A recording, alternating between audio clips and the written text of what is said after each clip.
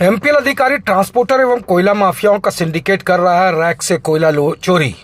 मधुरेंद्र गोस्वामी। विगत दिनों एमपीएल में हुई रैक से कोयला आपूर्ति में बड़े पैमाने पर कोयले की चोरी हुई है। उस शॉर्टेज का पूरा करने के लिए गन्नायक कोल एंड कंस्ट्रक्शन रांची एवं कोयला माफिया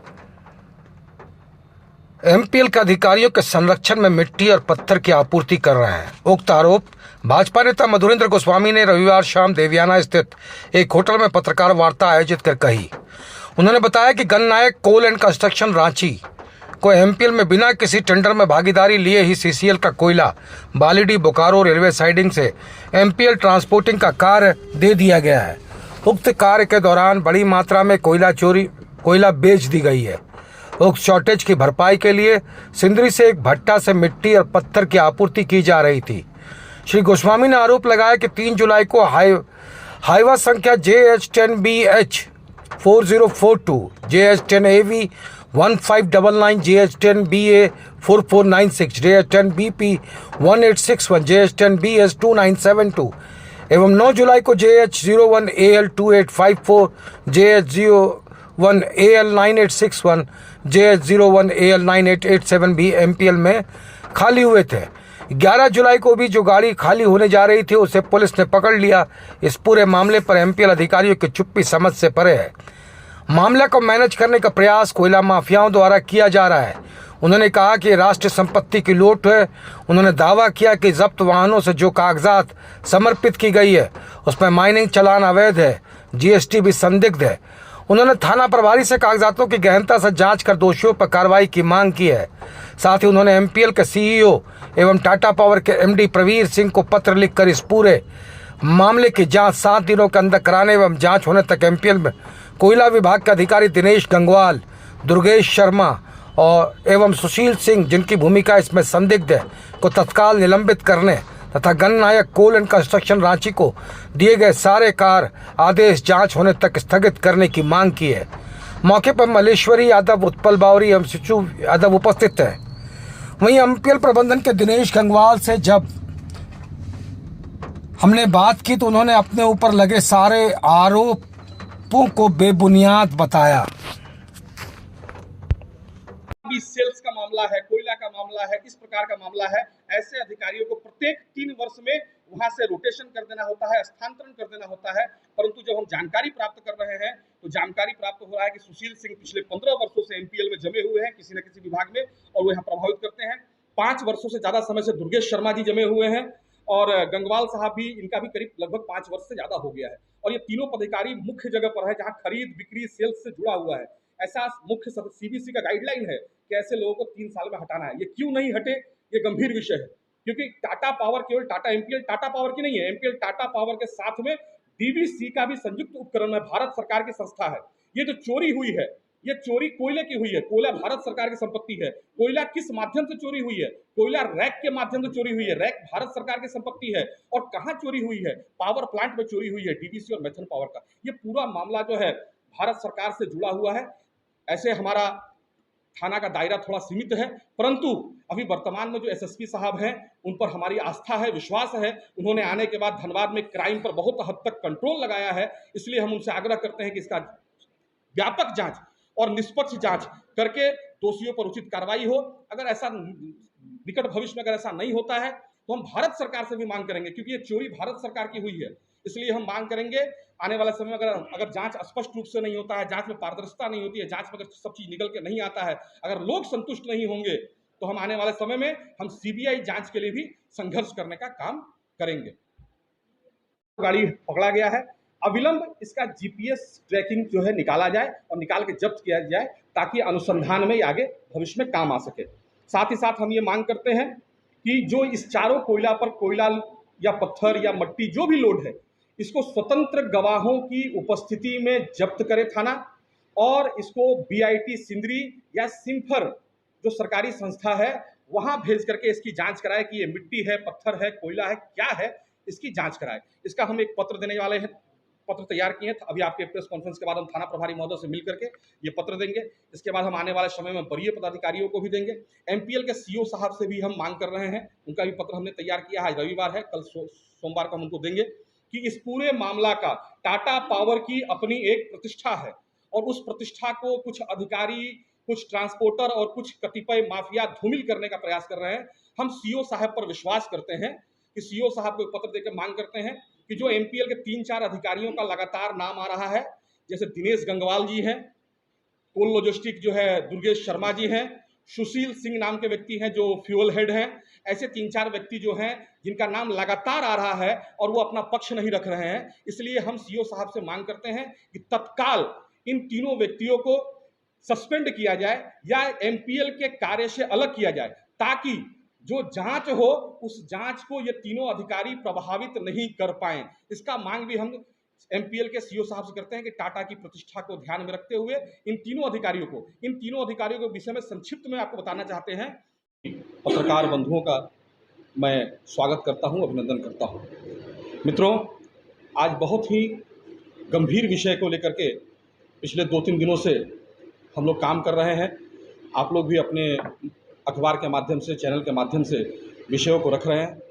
जैसा कि हम सभी जो प्रकाश में आया है, जो एमपीएल में एक बहुत बड़ा कोयला का घोटाला हुआ है, इसको लेकर के विगत कुछ दिनों से ऐसी सूचना हम लोग को प्राप्त हो रही थी कि एमपीएल के अंदर बड़ा कोयला घोटाला हुआ है और उस कोयला घोटाला पर पर्दा डालने का प्रयास एमपीएल के अधिकारी, एमपीएल के ट्रांसपोर्टर और कुछ कोयला माफिया एक गिरोह तैयार करके उस पर पर्दा डालने का काम कर रहे हैं।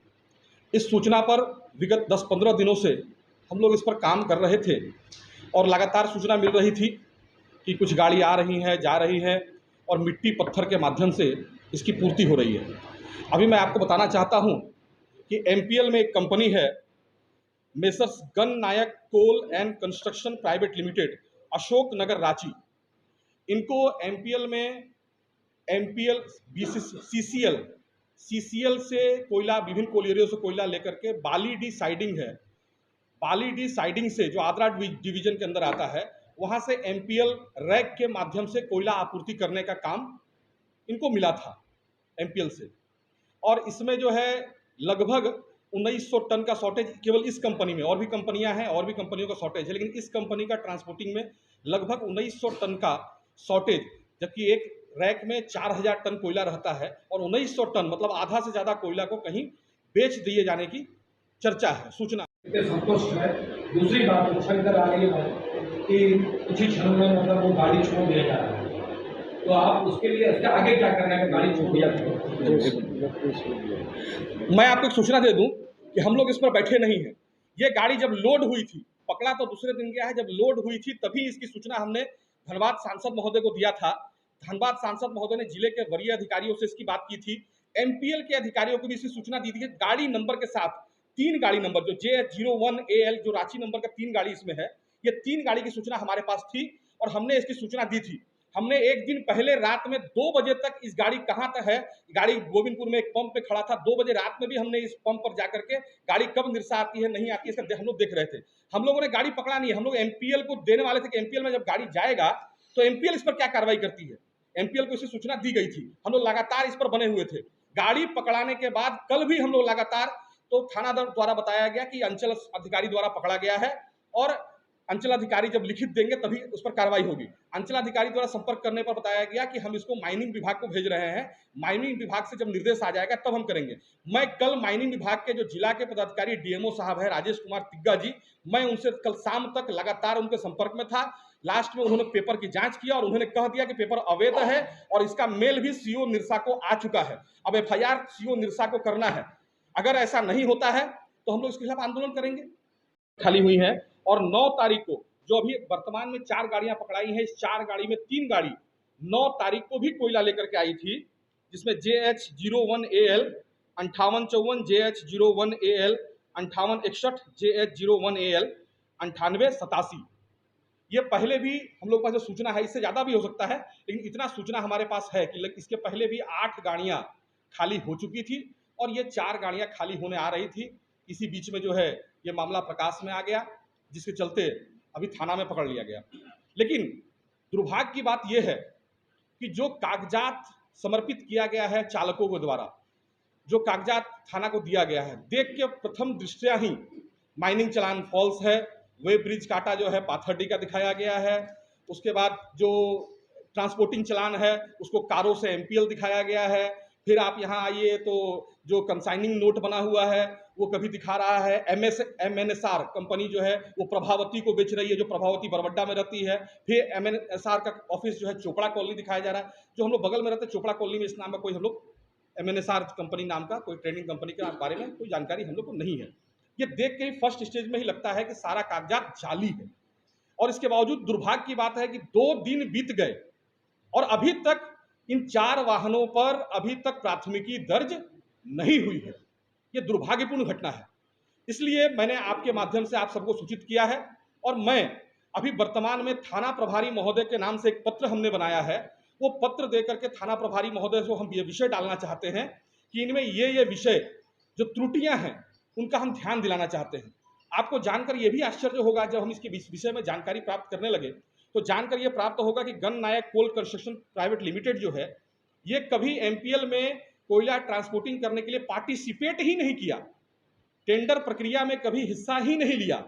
लेकिन एमपीएल के कुछ अधिकारियों के साथ इनका संबंध होने के चलते, कुछ पैरवी होने के चलते, कुछ माफियाओं का संरक्षण होने के चलते इनको बिना टेंडर में सम्मिलित हुए ही इनको टेंडर अलॉट कर दिया गया।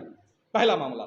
दूसरा मामला कि इनको रैक से माल भेजना था तो ये रोड से माल लेकर के कैसे एमपीएल में जा रहे थे। अभी तक ठीक है 4 गाड़ी से एमपीएल पल्ला झाड़ रहा है। एमपीएल अभी तक कोई बयान नहीं दिया, जबकि एमपीएल को सामने आके बयान देना चाहिए कि ये माल हमारा है कि नहीं। गन नायक को हमने वर्क ऑर्डर रोड से ट्रांसपोर्टिंग का दिया है कि नहीं। ये दुर्भाग्यपूर्ण है कि 2 दिन बीत गए, एमपीएल का अभी तक कोई आधिकारिक बयान नहीं आ रहा है। दूसरा, हमने थाना प्रभारी महोदय को बताया है कि इनका कार्य आदेश का वर्क ऑर्डर का जांच किया जाए कि एमपीएल ने गन नायक को रोड ट्रांसपोर्टिंग करने का और कहां से ट्रांसपोर्टिंग करने का आदेश दिया है, इसकी जांच किया जाए। पहला। दूसरा, हमने सभी गाड़ियों का उल्लेख किया है जो गाड़ी इसके पहले 8 गाड़ी जो इसके पहले खाली हुआ है, 3 तारीख को 5 गाड़ी, 9 तारीख को 3 गाड़ी, 8 गाड़ी खाली हुआ है, उसका भी हमने जांच करने का मांग किया है कि आप इसका जीपीएस का जांच कीजिए और सीसीटीवी एमपीएल के अंदर जो सीसीटीवी फुटेज है उससे जांच कीजिए किससे क्या माल आया है, किस क्वालिटी का माल आया है, इसकी जांच कीजिए। इसका हम आग्रह करते हैं थाना प्रभारी महोदय से। उसके बाद हम थाना प्रभारी महोदय से आग्रह करते हैं कि जो इन्होंने 4 गाड़ी जब्त किया है अप्रोच रोड से, उसमें जो कांटा स्लिप पारबाद का है और जो गन नायक ट्रांसपोर्ट द्वारा निर्गत ट्रांसपोर्टिंग चलान है वो कारो ओसीपी से एमपीएल का है। ई बेबिल में एमएनएसआर ट्रेडिंग प्राइवेट लिमिटेड जोड़ा पोखर का उल्लेख है जो एमपीएल दिखा रहा है। टैक्स इनवॉइस में एमएनएसआर